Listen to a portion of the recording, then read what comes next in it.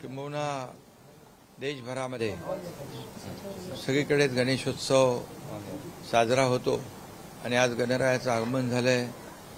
आज प्रतिष्ठापना झाली आणि सर्व नागरिकांना आणि गणेश भक्तांना मी खूप खूप शुभेच्छा देतो आणि सगळ्यांनाच गणपती बाप्पा सगळ्यांच्या जीवनामध्ये सुख समृद्धी आनंद घेऊन येवो अशा प्रकारच्या शुभेच्छा। खरं म्हणजे महाराष्ट्रामध्ये गणपती बाप्पाचे एवढी आगमनाची वाट पाहत असतात लोक की आतुरतेने, आणि आज गणपती बाप्पा आला, स्थापना झाली आणि हा उत्सव आपापल्या परीने लोक 10 दिवसापर्यंत अनंत चतुर्थीपर्यंत साजरा करत असतात। एक वेगळं आनंदमय वातावरण एक संपूर्णपणे महाराष्ट्रामध्ये आपण पाहतो आणि गणपती बाप्पाचा गणेशोत्सव सगळ्यात मोठा उत्सव म्हणून आपण साजरा करतो आणि त्यामुळे मी सगळ्यांना पुन्हा एकदा खूप खूप शुभेच्छा देतो आणि चांगला ये गणपती बाप्पा यावर्षी पाऊस देखील चांगला झालाय, शेतकरी देखील सुखी समृद्धी होत त्यांच्या आयुष्यावरचं संकट अरिष्ट टळू दे, चांगली शेती होऊ दे। काही ठिकाणी पाऊस जास्त झालाय त्या शेतकऱ्यांच्या मागे देखील काही ठिकाणी शेतीचं नुकसान झालंय, त्यांच्या मागे सरकार नेहमीप्रमाणे खंबीर उभं राहील, त्यांना देखील सरकार मदतीचा हात देईल आणि त्याचबरोबर हे राज्य जे आहे सुखी समृद्धी आनंदी हो यासाठी शासन गेले 2-2.25 वर्ष अथक प्रयत्न करते। एकीकडे आपण पाहतोय की विकास या राज्यामध्ये अनेक विकास प्रकल्प सुरू आहेत। मी काही विकास प्रकल्पांची नावं घेऊ इच्छित नाही, परंतु सर्वसामान्य लोकांच्या जीवनामध्ये बदल करणारे गेम चेंजर प्रकल्प आज आपण पूर्णत्वास नेले। एकीकडे उद्योगधंदे येत आहेत, भरभराट होती आहे, लोकांच्या हाताला काम मिळतंय, त्याचबरोबर विकास आणि कल्याणकारी योजनांची सांगड घालण्याचा आम्ही प्रयत्न केला आहे। जेवढं शक्य तेवढं आम्ही अनेक योजना सुरू केल्या।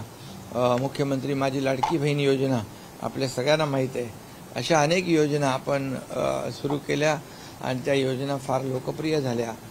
महिलांसाठी, शेतकऱ्यांसाठी, कामगारांसाठी, आमच्या युवा वर्गासाठी युवा प्रशिक्षण जी काही योजना आहे ती देखील सुरू केली। म्हणजे राज्यातल्या प्रत्येक घटकासाठी अगदी लहानापासून मोठ्यांपर्यंत, थोरांपर्यंत आणि युवकांपासून युवतींपर्यंत आणि माझ्या लाडक्या बहिणींपर्यंत त्यांच्या जीवनामध्ये खूप चांगला बदल या माध्यमातून करण्यासाठी, त्यांचं जीवन सुखी समृद्धी आनंदी करण्यासाठी सरकारने हा केलेला छोटासा प्रयत्न आहे आणि म्हणून मी सगळ्यांनाच खूप खूप शुभेच्छा देतो। गणरायाचं आगमन झालेलं आहे, गणपती बाप्पाचं कृपाछत्र सगळ्यांवर, संपूर्ण महाराष्ट्रातल्या जनतेवर राहो आणि सगळ्यांचं जीवन सुखी हो, समृद्ध हो अशाच प्रकारच्या शुभेच्छा मी नागरिकांना देतो। विरोधकांसाठी सुद्धा काही मागितलं का? गणपती बुद्धीची देवता म्हटलं, सगळ्यांना सुबुद्धी, सगळ्यांना सद्बुद्धि दो। सीएम साहब आज गणपति की स्थापना हुई है, अपने घर में गणपति की स्थापना की, क्या मांगा गणपति बप्पा से? अरे गणपति बाप्पा से क्या मांगने की जरूरत नहीं, गणपति बाप्पा का मनोभावे पूजा करो और श्रद्धा से गणपति बाप्पा का स्थापना करो।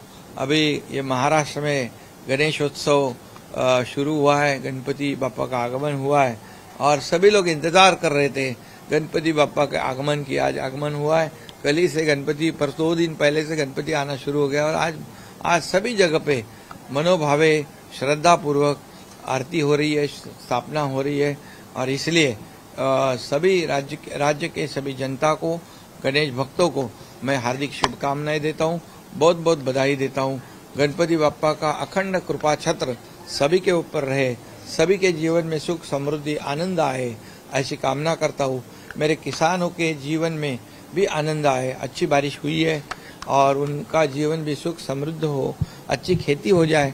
कई जगह पे बारिश ज़्यादा हुई है, उन किसानों के पीछे सरकार खड़ी रहेगी, उनको भी मदद करेगी और सभी लोग, इस राज्य के सभी वर्ग के लोगों के लिए सरकार ने 2 साल में कुछ योजनाएं बनाई है, विकास का पर्व लाए हैं। मैं विकास के बारे में आज कुछ डिटेल में नहीं कहूंगा, लेकिन लोगों के जीवन में बदलाव लाने वाले जैसे प्रकल्प जो है मुंबई में, महाराष्ट्र में शुरू है। और उसके साथ ही उद्योग आ रहे हैं, इंडस्ट्री आ रही है, लोगों के हाथों को काम मिलेगा, युवाओं को काम मिलेगा।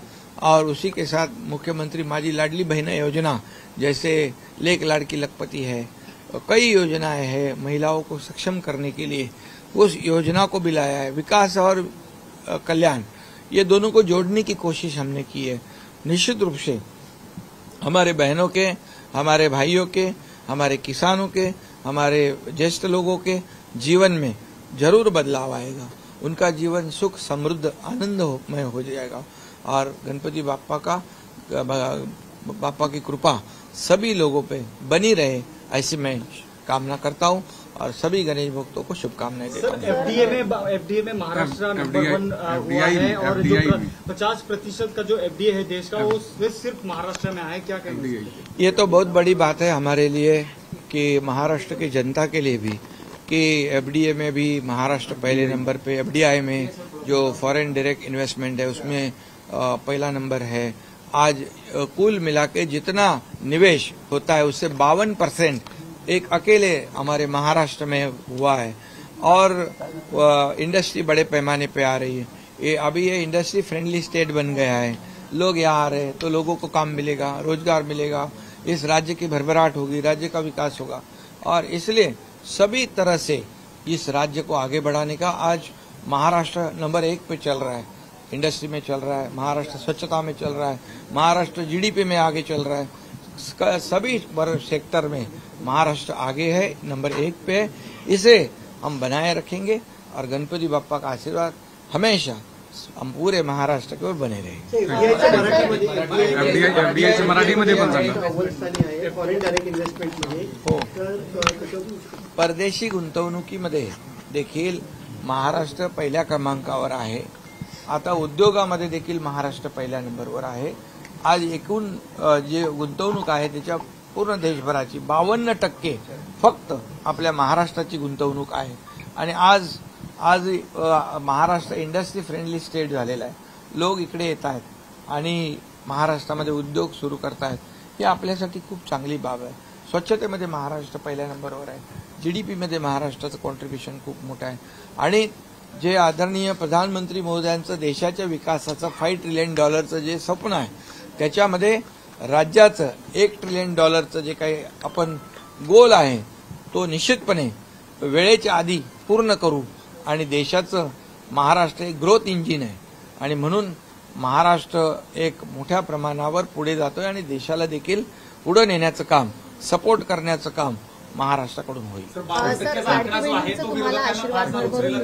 लाडक्या बहिणींचा आशीर्वाद तुम्हाला भरभरून मिळते. बाप्पाच्या आशीर्वादानं पुढच्या वर्षी सुद्धा लाडक्या बहिणींचा आशीर्वाद आहे, बाप्पाचा आशीर्वाद आहे, लाडक्या भावांचा आशीर्वाद आहे, माझ्या लाडक्या शेतकऱ्यांचा आशीर्वाद आहे, लाडक्या पत्रकारांच्या पण शुभेच्छा आहेत, सगळ्यांच्या शुभेच्छा आहेत. आणि विरोधकांना फारसा रुचलेला दिसत नाही. 52% उद्योजक आलेत असं विरोधकांना आकडा दुसरा दिसत नाही. ते म्हणतात की ते आकडे फुगवून सांगितले. विरोधकांना फक्त एवढीच माझी गणपती बाप्पाकडे प्रामाणिक प्रार्थना आहे की त्यांना देखील सद्बुद्धी आणि सुबुद्धी दे.